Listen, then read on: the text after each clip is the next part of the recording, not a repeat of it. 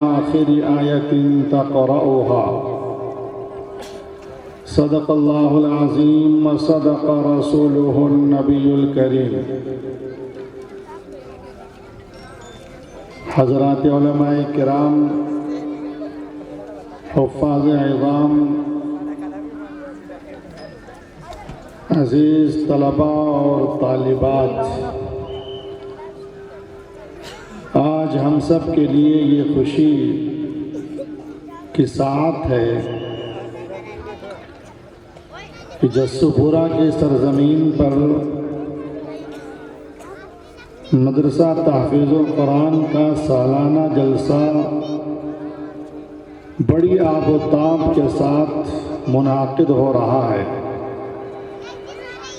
جس کی صدارت حضرت مولانا مفتی لعیق احمد صاحب انشاءاللہ فرمائیں گے، اور اس پروگرام کے مہمان خصوصی، مقرر خصوصی، نواسے شیخ الحدیث اور موجودہ شیخ الحدیث حضرت مولانا محمد عاقل صاحب کے صاحبزادے حضرت مولانا قاری محمد عاصم صاحب ہوں گے انشاءاللہ. خصوصی خطاب سے وہ حضرات کو نوازیں گے. ان جلسوں کا مقصد دراصل یہ ہے کہ آپ کے علاقے کے اندر، آپ کے گاؤں کے اندر جو مدرسہ چل رہا ہے اس کی سالانہ کارکردگی کیا ہے. جو بچے اس مکتب کے اندر، اس مدرسے کے اندر تعلیم حاصل کر رہے ہیں، ان بچوں نے سال بھر تک پڑھا کیا ہے. قرآن کریم پڑھا ہے، دعائیں پڑھی ہیں، احادیث یاد کی ہیں، یا مسنون کلمات پڑھے ہیں. جو کچھ بھی انہوں نے، بچوں نے پڑھا ہے، ان پروگراموں میں، سالانہ پروگراموں میں، اینول فنکشنوں میں ان بچوں کی کیفیت اور اس کی کارگزاری بیان کی جاتی ہے، تاکہ ہمیں یہ معلوم ہو کہ ہمارے بچے کا وقت ضائع نہیں ہو رہا ہے. جب سے بچہ تھوڑا سا بڑا ہوتا ہے، اس میں شعور آنے لگتا ہے، تو ذمہ داری ماں باپ کی بڑھ جاتی ہے، پیرنٹس کی بڑھ جاتی ہے ذمہ داری، کہ وہ اب اپنے بچے کو تعلیم دلائیں، اور خصوصی طور پر دینی تعلیم دلائیں. ایسی تعلیم جو تعلیم اس کے لیے دنیا میں بھی کام آئے اور آخرت میں بھی کام آئے. کسی نے کہا ہے کہ بڑھنے لگا ہے قد تو کتابیں اٹھا کے چل، بڑھنے لگا ہے قد تو کتابیں اٹھا کے چل، مٹی میں کھیلنے کے زمانے گزر گئے. یہ بچے ہمارے ہیں جن میں ابھی شعور بیدار نہیں ہوا ہے. شروع ہی سے بچوں کے ذہنوں میں، ان کے قلوب میں، ان کے دلوں میں یہ بات بٹھائی جائے،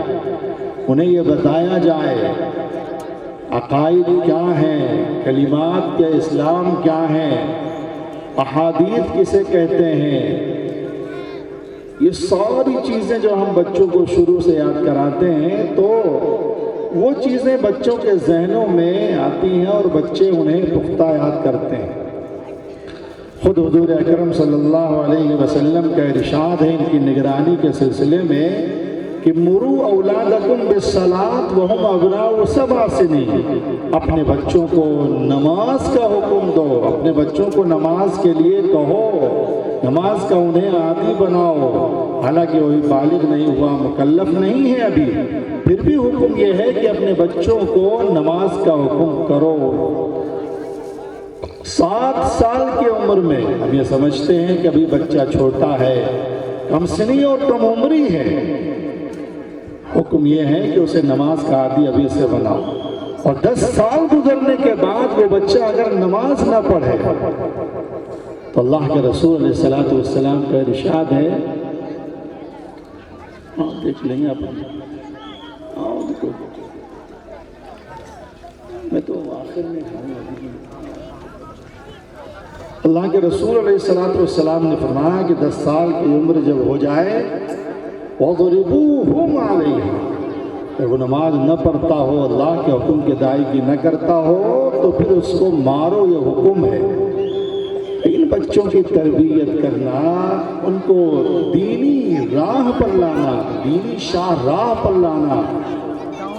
اور منزل مقصود تک پہنچائے، ان علماء کی نگرانی میں، ان حفاظ کی محنتوں کے نتیجے میں، ان کی کاوشوں اور کوششوں کے نتیجے میں. قاری عبدالمشید صاحب اس کی نگرانی فرما رہے ہیں، جبکہ وہ اللہ تعالیٰ نے بظاہر جو بصارت ہوتی ہے اللہ نے ان کو محروم کیا، اس کے باوجود اللہ تعالیٰ نے بصیرت جو دی ہے، اللہ تعالیٰ نے ان کو اس بصیرت کے ذریعے سے دل کے اندر ایک طلب ہے اور ایک امنگ ہے اور ایک خواہش ہے، ایک تمنا، ان کی آرزو یہ ہے کہ ہمارے گاؤں کا جو مکتب ہے، ہمارے قریے کا جو مدرسہ ہے، وہ مدرسہ اعلیٰ سے اعلیٰ پیمانے پر وہ پہنچے، یہاں کی تعلیم مضبوط تعلیم ہو، یہاں کے بچے جو وقت دے رہے ہیں اپنے مکتب کے اندر، ان کی بہترین تربیت ہو سکے اور ان کی بہترین تعلیم ہو سکے. اسی لیے آج یہ سالانہ اجلاس منعقد ہو رہا ہے تاکہ ہمارے بچے جو کچھ پڑھتے ہیں اس کی سالانہ کارکردگی ہمارے سامنے آئے. ہم دیکھیں تو صحیح کہ یہ بچے پڑھ کیا رہے ہیں، یہ سیکھ کیا رہے ہیں، کہیں ہمارے بچوں کا وقت ضائع تو نہیں ہو رہا ہے. نہیں، یہ ان بچوں کا ایسا وقت استعمال ہو رہا ہے کہ یہ وقت کا استعمال کرنا دنیا میں بھی کام آئے گا اور آخرت میں بھی کام آئے گا انشاءاللہ. اس لیے ان جلسوں کے منعقد کرنے کا مقصد یہ ہوتا ہے، ورنہ یہ بلا وجہ کا دکھاوا یا بلا وجہ کہ یہ اتنے بڑے اخراجات نہیں ہوتے، اور خواہش بھی لوگوں کی ہوتی ہے، لوگ چاہتے بھی ہیں کہ ہمارا بچہ جو کچھ پڑھ رہا ہے وہ ہمارے سامنے پڑھ کر بتائے، ہم دیکھیں تو صحیح کہ بچہ پڑھ کیا رہا ہے، اس نے جو کچھ محفوظ کیا ہے، یاد کیا ہے، وہ اگر وہ ہمارے سامنے آ کر پڑھے گا تو اس کے حوصلہ افزائی ہم کریں گے، اس کی ہمت بڑھے گی. اس لیے ان جلسوں کا یہ مقصد ہوتا ہے تاکہ اس کی کارگزاری سامنے آئے. اسی لیے آپ کے اس گاؤں کے اندر یہ سرزمین مقدس ہے جہاں بڑے بڑے علماء کرام، حفاظ کرام یہاں تشریف لا رہے ہیں، اور اس کے ساتھ ساتھ یہ کہ علماء کی سرزمین ہے، حفاظ کرام کی سرزمین ہے، قراء کرام کی سرزمین ہے. یہ سب آپ ہی کے علاقے کے قاری محمد مشکور صاحب جو اس وقت بھوپال میں مقیم ہیں، آپ کے اسی گاؤں قریے کے رہنے والے ہیں. اسی طرح سے اور بہت سے حفاظ کرام اور علماء کرام جو بھوپال میں مقیم ہیں، ان کا تعلق اسی قریے اور گاؤں سے ہے. وہ حضرات اپنی خدمات وہاں انجام دے رہے ہیں، لیکن مجھے خوشی ہے اور اس ادارے کے لیے بھی خوشی ہے کہ آج الحمدللہ وہ حضرات جو مختلف مقامات پر اپنی خدمات انجام دے رہے ہیں، الحمدللہ وہ ذمہ داری سمجھ کر اور اپنا اجلاس سمجھ کر، اپنا پروگرام سمجھ کر، الحمدللہ وہ لوگ آج کے اس پروگرام میں شریک ہو رہے ہیں اور پروگرام کا حصہ بن رہے ہیں. اللہ تعالیٰ ان حضرات کو جزائے خیر نصیب فرمائے، آپ کو بھی جزائے خیر نصیب فرمائے. جو علماء کرام یہاں تشریف لا رہے ہیں، بڑی شخصیتیں آ رہی ہیں اور انشاءاللہ بہت جلد جلوہ افروز ہوں گی اور ان کے بیانات سے آپ مستفید ہوں گے. باقاعدہ